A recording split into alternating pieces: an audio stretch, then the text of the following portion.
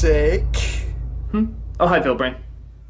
Wait, why aren't you afraid? I mean, this is supposed to be our crossover review. Yeah, I know, just give me a second. But we've been building this up for years. You know how this is supposed to go. You act all afraid, and I'm all creepy, and hilarity ensues. Yeah, I know, I just need to figure something out. But I have spent months writing our comedic banter. I even wrote a song about why you should join me. And now I think we should do a crossover together, or I'll kill you. Well, this is more important right now.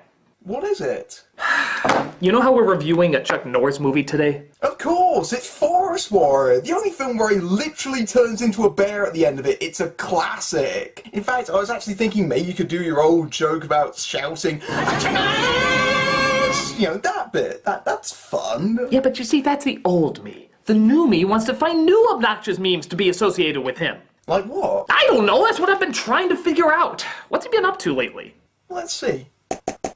Oh, apparently a lot of gay bashing. Really? Yeah, he wants to keep gays out of the Boy Scouts, and he hates same-sex marriage, and he's lashed out against what he calls pro-gay school propaganda. Ah, my poor gentle kind of giant. How the world has turned against you since my last review. Wait, you're for this? He's just misunderstood. Everyone's jumping to conclusions. Filmbrain, we have got to cement this image of Chuck Norris that you and I grew up with. But how? This is pretty damning evidence.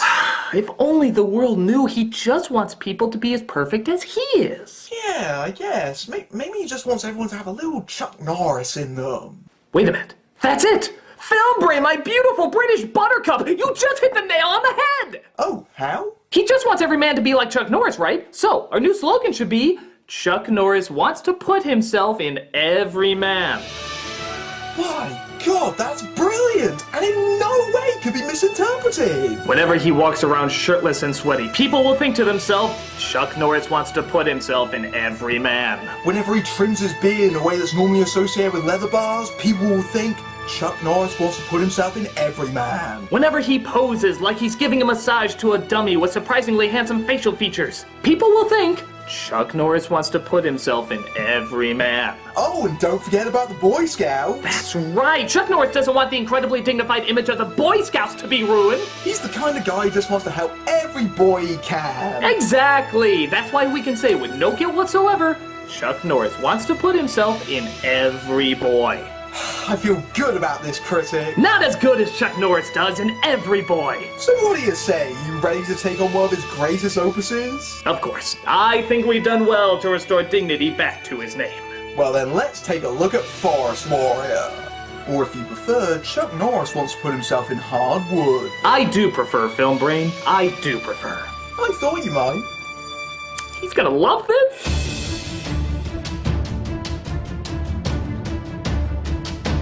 This movie was produced at the height of action stars making movies with environmental messages. Well, Chuck Norris and Steven Seagal anyway. You might recall Seagal directed on Deadly Ground, where he blew up an oil rig for the good of the environment.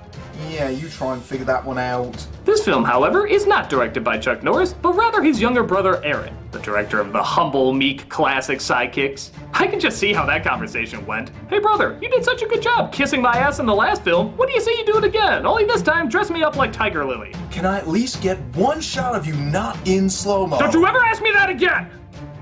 So are you ready to give yourself to the spirits of the mountain? Only if Chuck Norris is putting himself in it. This is Forest Warrior.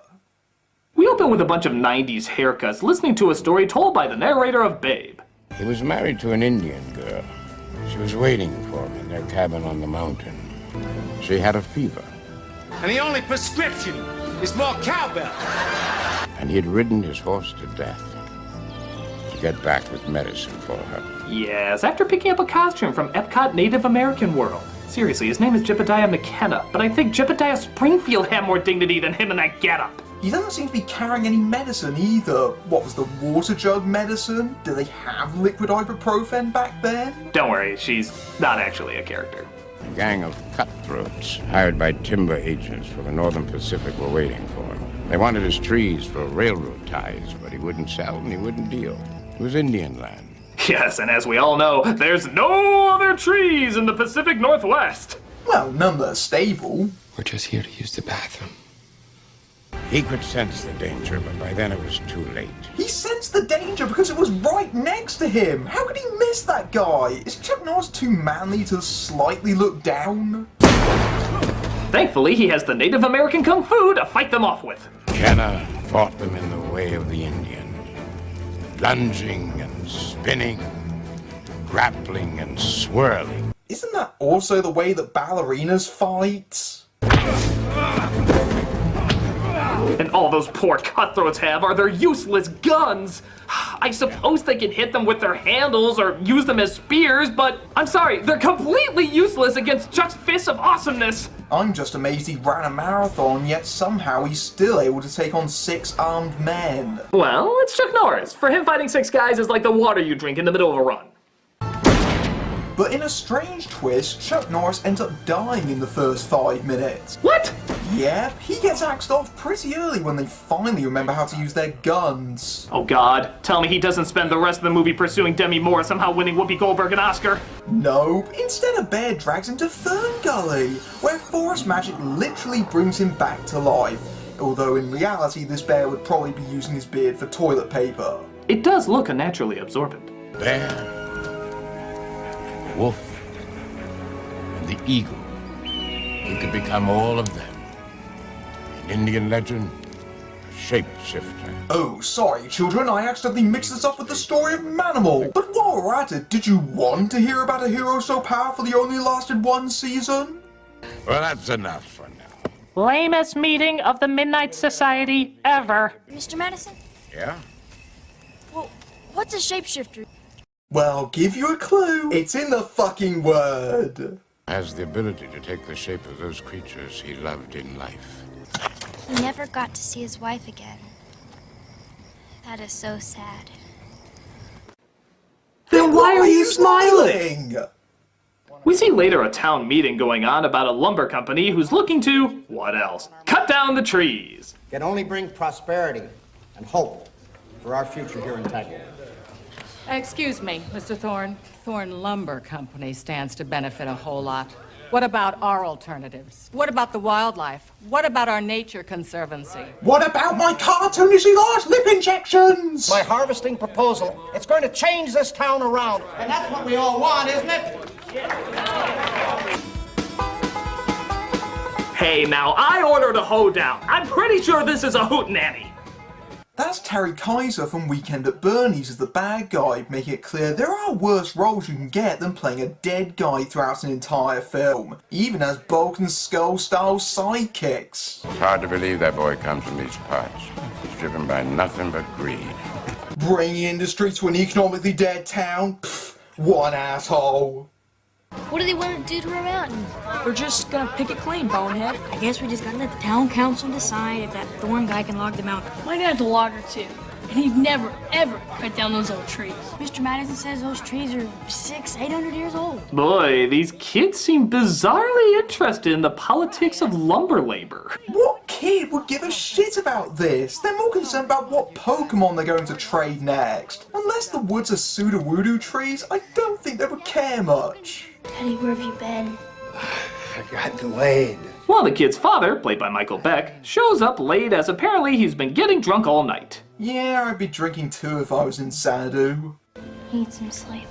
She takes him home, sits him on the couch, and prays to, not God, not Buddha, but the mountain to help her in her time of need. For the gift of melting snow. The heart that gives life to our forest. Please try and find a way to save it. Sorry, kid, but I'm a mountain. I just kind of stand here. Bless Mommy, wherever she is. And give her a thought of Daddy and me once in a while. We need your help so much. What do you think? Should we send Clarence again? Nah, he nearly destroyed space and time with that alternate reality shit. Good point. Let's just send one of our dollar store spirits. Oh, you mean like Chuck Norris? That's the one. Amen. So we see the kids are going up for a hike to the mountain unsupervised because any kid can handle a fucking mountain as her mother watches in confusion about why she has a mushroom cut. Now, to be fair, that is more of a jellyfish cut. I'll name the stupid 90s haircuts around here. This, of course, leads to our villains with their amazingly cartoony musical theme.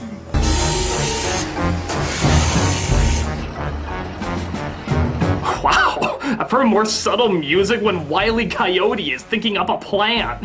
Of course, it doesn't help the villain is just as cartoony as the music is. It's 100 million board feet of lumber up there, and I want it all. So they can sizzle in their own grease. I couldn't care less about the progress of anyone except Travis Thorne, boys. Can we just cut to the rich Texan guy from The Simpsons whenever he's on screen? Oh, yeah! Oh, yeah! Not like our kids going on their trip is any less subtle.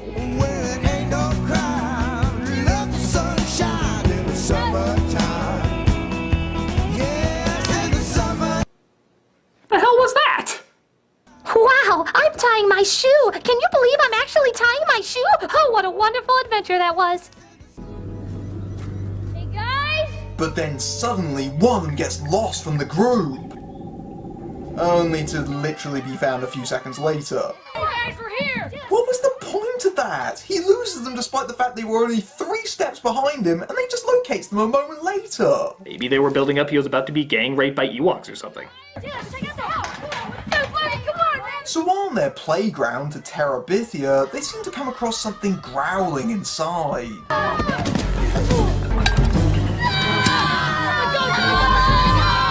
Just get up, you fucking idiots! Was the fear rendered your legs immobile?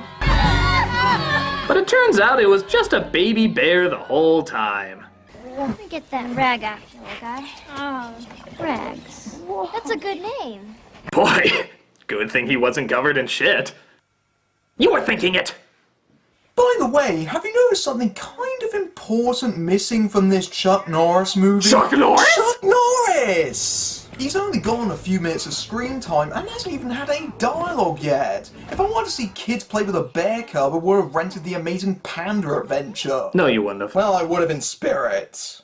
But it looks like the evil loggers have located him. Come on, if he's a fish, you'd have to throw him back. That's not a fish, and it's worth something, no matter how big it is. But he'd be worth a lot more if he was bigger. Oh, so these loggers also double as random poachers, too. Clearly part of the hiring criteria for this company. Oh, now, Film Brain, clearly you should know that when you hire evil henchmen, you need to have all your bases covered. Alright, if we're going to hire you on as henchmen, we need to know that you can do more than just follow evil orders. Oh, we can. On top of following orders, we can also kill small animals. And laugh like hillbilly yokels. And make weird faces whenever we get kicked in the nuts!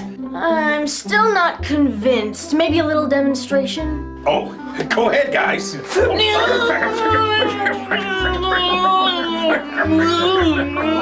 Okay, one final question. Do you fall for gullible traps set up by small children? Oh, sure. Bobby's still walking off a burn mark that was given to him by a 2nd grader. Alright, you're hired. Yeah! Give me 5, guys! Sorry, Bobby. So while the bear makes the sound that Chuck Norris makes when he puts himself into every man, not getting that sound out of your head anytime soon, the kids stop the loggers from killing the bear. Girl, open fire! Don't you know better than to run at a man with a rifle? I should just skin it alive. Not if Eagle Chuck Norris has anything to say about it. As because this movie doesn't have the budget for shape-shifting, we have to be impressed by Chuck's magical jump-cutting powers.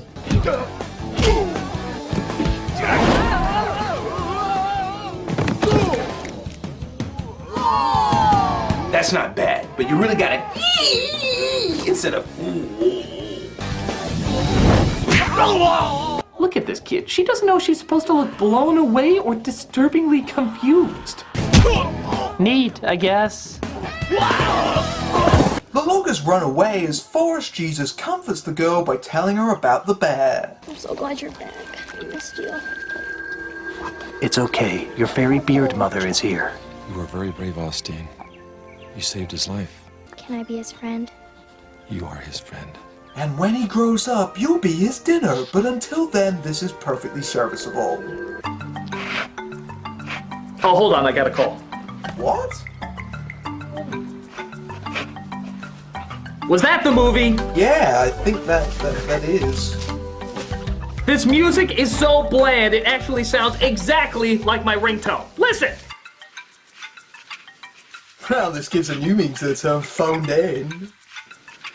I'm not coming back from that one, am I? Nor should you. Meanwhile, our villains continue to tear down the forest.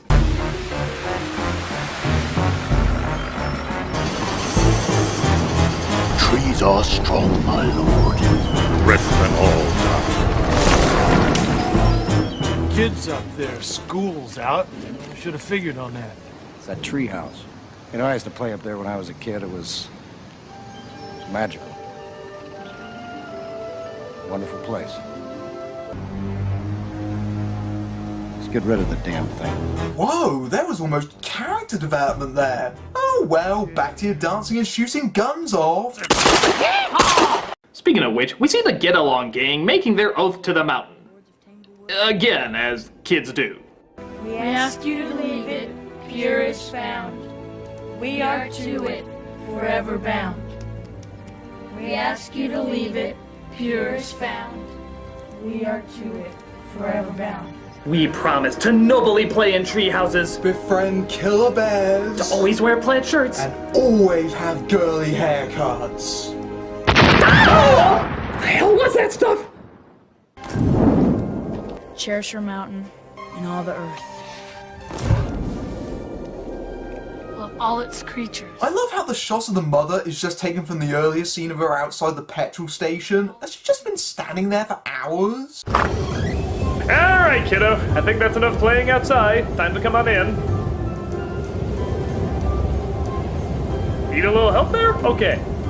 They continue just to do what normal kids do, but made an oath to do so, so somehow it seems more important, as they all go fishing. Oh, hold on. One second. Let me guess. That's my ringtone! Yep. This whole score can be downloaded as an app. So while the children go fishing, Chuck Norris saves a raccoon. Just in case you forgot, he was Forest Jesus, while the loggers set up explosives to blow the treehouse up. Because nothing beats a good bit of potential manslaughter. Seriously, he sees them playing in the lake, so he assumes they're not going to be back there. I'll be playing there all day. But it's like a good while before it finally goes off. How is he know fucking anybody could have gone back there by that point? You wouldn't be able to get away with this anywhere else. Boss, are you sure it's a good idea to blow up a playground without giving anyone a lick of warning? Oh, please. Who's gonna be dumb enough to go all the way up there?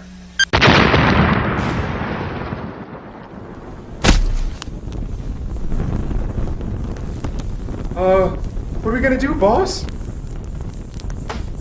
You're the boss now! Lunch?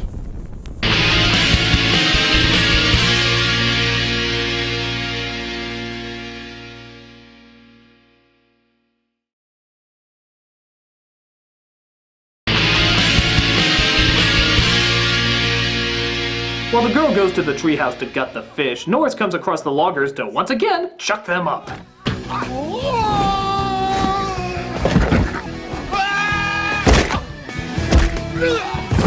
I've always thought that more fight scenes need to be intercut with animals randomly watching the action. It seems to say, we know we can't be exciting, so let's at least try and be cute. Yeah, and is it me, or is this the exact same fight scene we saw before, just put in front of a truck? Toss, kick, slow-mo, Norris forgetting to have a personality. Not seeing much of a difference. Norris looks into his eyes and figures out the explosives are about to go off. You know, for an omnipotent spirit of the forest, don't you think he would have noticed a little hiccup like that? What the hell?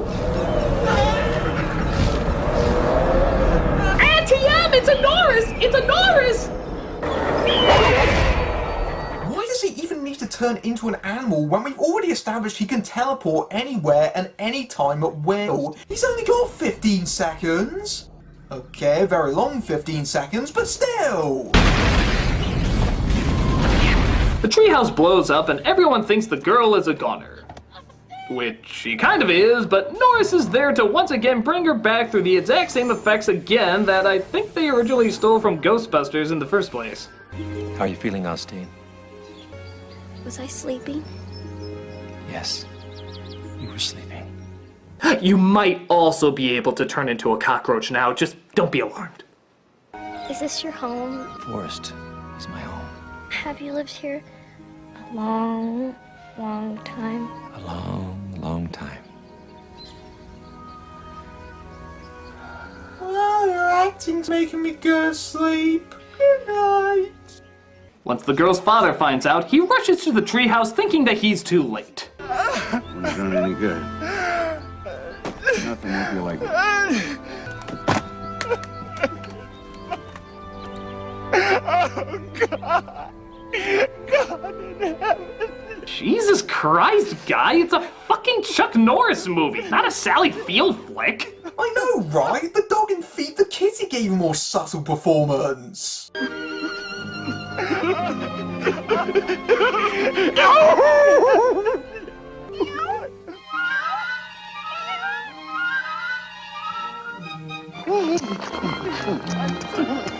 So it looks like the kid is okay as everybody tries to figure out what's going on with that forest. It's not haunted, I know that. Enchanted, maybe. Oh, sure, many hauntings look nicer if you just call them enchanted. Poltergeist is a family movie if you just use different terminology.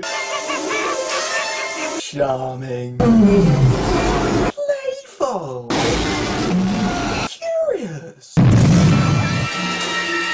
Whimsically delightful. But more bad news seems to be on the horizon. Thorne's on the move. He managed to get a temporary permit. He can start cutting the trees at noon tomorrow. Temporary permit? What is this, the Purge? You can suddenly perform illegal activity as long as you have a note? EPA, anyone? So Thorne is on his way to chop down the forest. Don't forget your moonlight, kids! And, seeing how this is a 90s kids film, we of course have to rip off the Home Alone ending. With traps set up all over the place. Hell, you could tell The Wizard of Oz in the 90s and you would still have to have a Home Alone ending. You just attach the bucket of water to a string or something. However, where Home Alone was quick and well-paced, this is nerve-wrackingly slow as molasses. I think somebody's trying to pull my chain. Ow! We got thumbtacks in the log there, Mr. Thorne. It's the green weenies. Weenies? Environmentalists. Get it. They're out there. Continue, Mr. Williams. Come on, you can take care of your boo-boo when we get back. Let's go. Jeez, how long does this go on for? It's a Chuck Norris movie, and yet all the Chuck Norris scenes have been replaced with kids, Fidel Castro, and Peter Parker's landlord. You gutless environmental punks! Travis! Well, when all else fails, just kill the bastard. I'm sure anyone can survive being tied to a log, rolled down a cliff, and tossed into a 6-story drop. Go, Murder Squad! And the kids distract the rest of the loggers by playing their Awesome Mix Volume 1 cassette.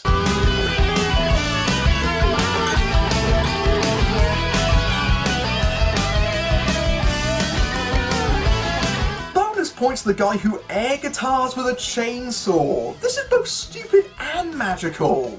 Get in here and drive this thing. But sure. We're gonna cut down a forest. We can't let them do that. Well, what are we gonna do now? We've got to stop them! Oh, brilliant strategy. Thanks, Patton. Well, looks like I gotta break my killing kids rule, which I never had. I'll let you have a free shot, huh? Come on, here. Give me one right here. Come on. Come on. Right there. Well, if I learned anything from Tom and Jerry cartoons, this never backfires. Whoa, I so did not set myself up for that. Yerp, Chuck Norris is back again. It happens so rarely I have to keep note of it.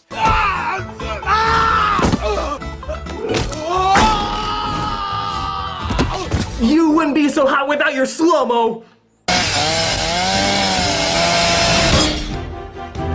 That's right, Internet. I just stopped a chainsaw with my bare hands. I'm just trying to make these memes easier for you. Gee, Film Brain, what do you think he's gonna do to him this time? Oh, I don't know, about the same thing he's done every single time. Oh, you mean pick him up and toss him? Jesus, where'd he learn his fighting? The school of hot potato?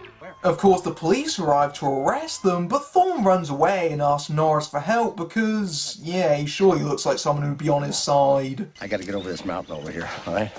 I'll give you 10,000 bucks if you can help me out. Because I got guys chasing me. Why are they chasing you? Because I want to cut down a few trees, okay? Well, gee, when you put it like that, it makes the plot sound pretty ridiculous.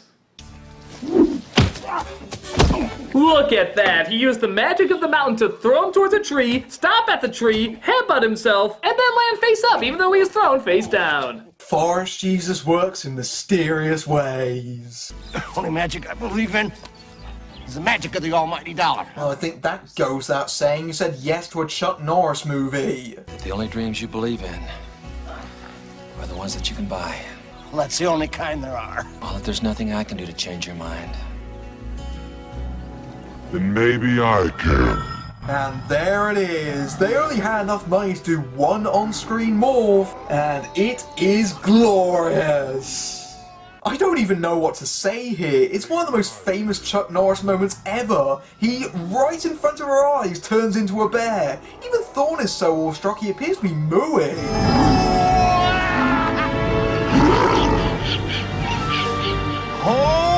Look at him! He's making so many weird sounds he could be a cereal mascot! One bite of Goofy's will make you go, oh! So the police find and arrest Thorne. The girl's father is made deputy again because he proved he could be sober for a couple of hours, and they rebuild the treehouse with, presumably, Thorne's lumber? Yeah, wait a minute.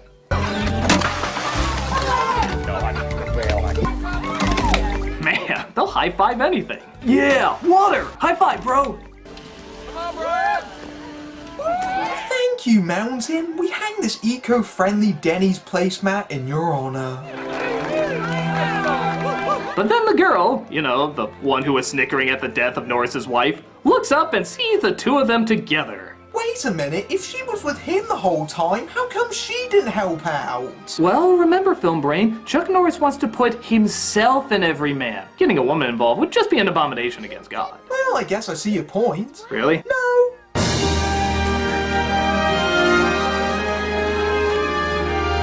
Here's to having a Native American movie with only one Native American shown for 2 seconds and not given any lines of dialogue. Yay! And that was Forest Warrior, and to say the least, this is a bafflingly odd movie. For a start, it's a Chuck Norris movie where he shows up for maybe all of about 10 minutes at best. Hell, I think Steven Seagal's appeared more in some of his direct-to-video movies. It mostly seems to just be copying the most popular trends of the time, like protecting the environment and Home Alone, and slapping them together into one cheesy mess. I mean, who exactly is this aimed at? Kids who really like Walker, Texas Ranger? Does anyone want to see Chuck Norris stroking his ego by playing the benevolent god of the forest who is also really good at kicking people in the face? It just plays like a country music version of Captain Planet, especially since it's so cartoonish and over the top. You'll probably laugh yourself into a hernia well before the majesty of Chuck Norris becoming a bear. It's pretty stupid and drenched in 90s cheese, but as stupid kids films go, yeah, it's pretty standardly stupid. But like Film Brain said, the few scenes that are so bizarre and dripping with Chuck Norris's ego are far too funny to overlook. So, if you want to know about the spirit of the mountain as, say, told by Chuck Norris's Karate Commandos, then this is the good one to check out. Well, Film Brain, it's nice after all these years we finally got a chance to do a crossover together. Indeed, Critic. But, you know, part of me does feel bad about what we said about Chuck Norris earlier. Yeah, maybe we haven't done enough to restore his image like we thought. Maybe we could give him a theme song. Yeah, something that kids can relate to but can also teach a good lesson as well. Got any thoughts? Well, one. Don't you put it in your mouth, don't you put it in your mouth. Film Brain, I love you. And I do mean it in that way. Oh, you. I'm the Nostalgia Critic, and remember... Don't you put it in your mouth, don't you put it in your mouth. Don't you stop it in your face, don't stop